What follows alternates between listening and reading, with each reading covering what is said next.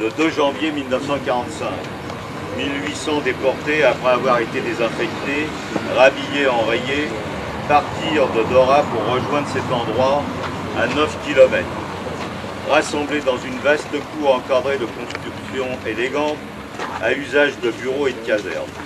Chacune de celles-ci étant entourée de pelouses et de massifs de verdure. Au-delà de ces bâtiments, les déportés furent conduits dans des garages vides, au-dessus desquels étaient installés de part et d'autre d'un corridor central des sortes de dortoirs. Les bâtiments, autour de la cour, étant destinés au logement des sous-officiers et à l'administration. À cette époque, ils paraissaient occupés par des travailleurs étrangers. Entre ces bâtiments et la Zorgue, une rivière qui passe ici, ce qui a été transformé en grande concentration, avec une clôture et des vibradors, c'était deux vastes garages en béton, avec de grandes portes métalliques ouvrant vers le sud. Suivant les récits des quelques rescapés, dès le 15 janvier 1945, les conditions d'occupation deviennent, et pour les mêmes raisons, aussi difficiles qu'à Elrich. Les malades, provisoirement inaptes au travail, ont été déshabillés de leurs chaussures et ou de leurs vêtements. C'est en chemise et en caleçon qu'ils devront passer la journée dans les bâtiments froids et humides, janvier 1945, évacués aux corvées internes qui leur sont dévolues, malgré leurs jambes enflées ou leurs bras en écharpe. Ils sont moribonds au départ. Ces conditions déjà catastrophiques, mais hélas semblables à celles des autres commandos du complexe concentrationnaire de Dora, vont empirer avec l'arrivée de nouveaux convois en provenance d'Elrich. C'est ainsi que le 3 mars 1945, un convoi de 1602 déportés, de toute nationalité, est organisé pour évacuer Elrich des déportés qui, pour différentes raisons, sont inaptes au travail. Les uns en fonction d'un état de santé particulièrement désastreux depuis plusieurs semaines, les autres étant nus, sans vêtements et ou sans chaussures. 342 détenus sont morts à Nordhausen ou dans le transport par lequel ils viennent d'arriver. C'est-à-dire que déjà sur les 1602, il y en a déjà 342 quand on a parcouru la dizaine de kilomètres de Dora et la trentaine de kilomètres qui nous séparent d'Elrich. 76 parviennent à rester à la Bolke-Caserne. Il reste donc 1184 déportés, auxquels on ajoute 1068 autres déportés déjà sur place, pour arriver aux 2252 qui composent le convoi qui repart le 8 mars 1945. Ce transport, qui devait ouvrir la série de ce que l'on a appelé les marches de la mort, devait arriver à Bergen-Belsen, un autre camp de concentration situé dans le nord, le 9 mars 1945.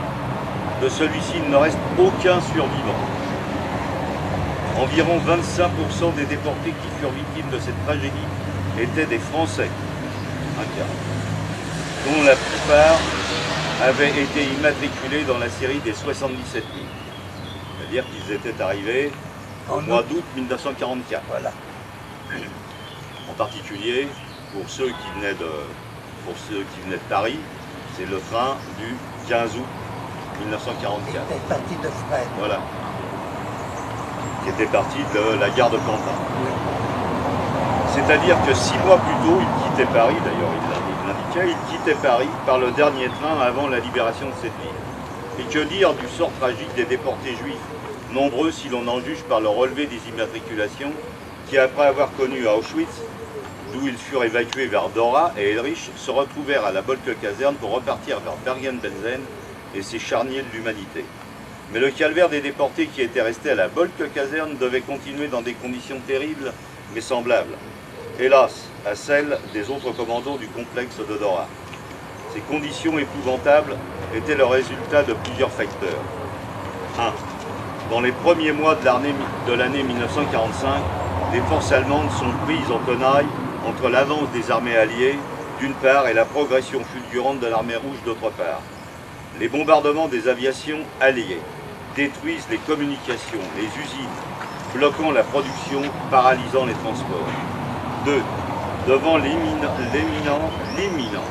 du danger, les SS poussent les feux pour mettre en œuvre les armes de représailles V1 et V2 dont ils espèrent qu'elles changeront le sort de la guerre.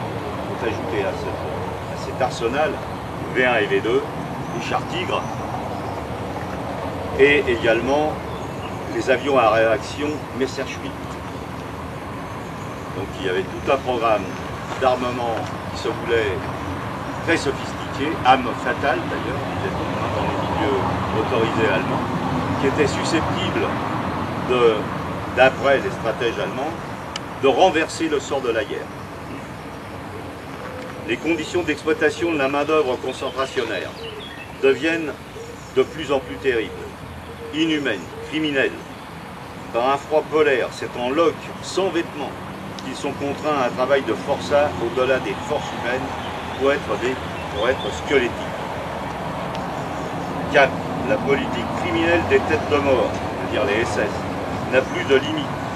En application des théories élitistes les plus folles, pour sauver la race des élus, il faut tuer les opposants politiques, les représentants des races inférieures, les juifs, les tziganes notamment, supprimer les bouches devenues inutiles et surtout faire disparaître toute trace des crimes perpétrés.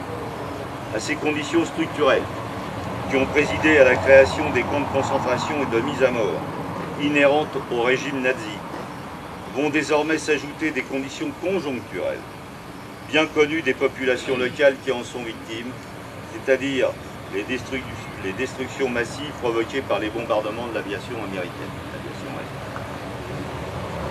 Quand même tout de suite corriger le propos, telle n'était pas l'intention de l'armée américaine de tuer des déportés. Mais bon, voilà. En particulier les bombardements du 3 et 4 avril 1945 qui semèrent ruines, désolation et mort parmi la population civile, les militaires et les déportés. Il n'y a qu'à dire que les militaires, malheureusement, avaient choisi. N'attendez pas de moi la description des heures tragiques que les malheureux eurent à vivre. L'indicible ne peut être dit. Et concluait en disant ceci. Mais la vision de milliers de cadavres de déportés fut le sujet des reportages photographiques des correspondants de guerre lorsque les troupes américaines libérèrent la région, pour qu'à jamais le souvenir en reste inscrit dans le grand livre de l'histoire.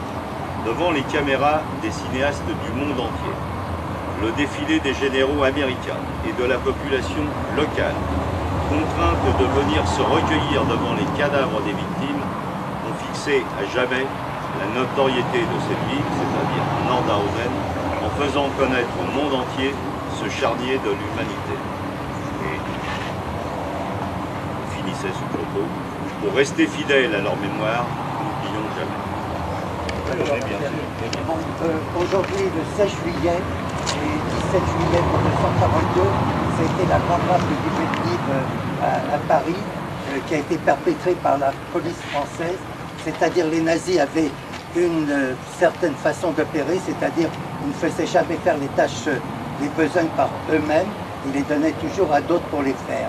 En plus, les nazis n'avaient pas demandé les enfants, ni les vieillards, ni certaines femmes. Ils avaient demandé les adultes à partir de 18 ans. Il y a eu 13 500 juifs qui ont été raflés le 16 et 17 juillet, dans des conditions très très pénibles, dont 4 500 enfants. Il y a eu, c'est donc le gouvernement de Laval et Pétain, et c'est pour ça qu'en 1995, le président Chirac a reconnu la responsabilité du gouvernement de Vichy. Il ne faut pas oublier qu'il y a eu plus de 11 000 enfants juifs qui ont été déportés de France et aucun n'est revenu.